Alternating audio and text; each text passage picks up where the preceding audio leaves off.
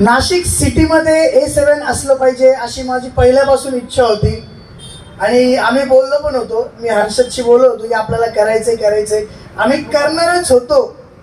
त्याच वेळेस आमच्या आयुष्यात याची एंट्री झाली. हा बडबड जास्त करतो, याला माईक द्यावा का नाही मी विचार करतोय. बट याची एंट्री झाली. मग आम्ही म्हणाले की आपण सोबत करू आणि मग हर्षदला पण सांगितलं की असं आपल्याला सोबत करायचंय. मग आम्हाला जागा वगैरे मिळत नव्हती, तर बरेच प्रॉब्लेम्स आले स्टार्ट करताना. खूप सारे छोटे मोठे प्रॉब्लेम्स प्रत्येक गोष्टीला येतात. सो तसं झालं आणि फायनली आम्ही स्टार्ट केलेलं आहे. सो मी आता फायनली झालेलं आहे. आपला रिस्पॉन्स खूप मस्त मिळाला आहे. तर काय वाटतंय मनापासून?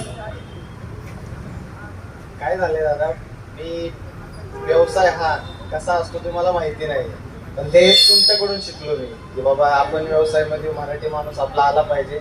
मला दादांची साथ मिळाली.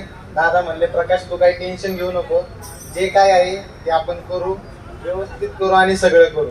मग दादांची साथ आणि दादांचं प्रेम होतं आणि नाशिककरांचं प्रेम होतं, म्हणून आम्हाला पहिल्या दिवशी एवढा मोठा रिस्पॉन्स भेटला. मी जेव्हा आलो आणि ते पसारा बघितलं, मीच दादांना म्हणलो काय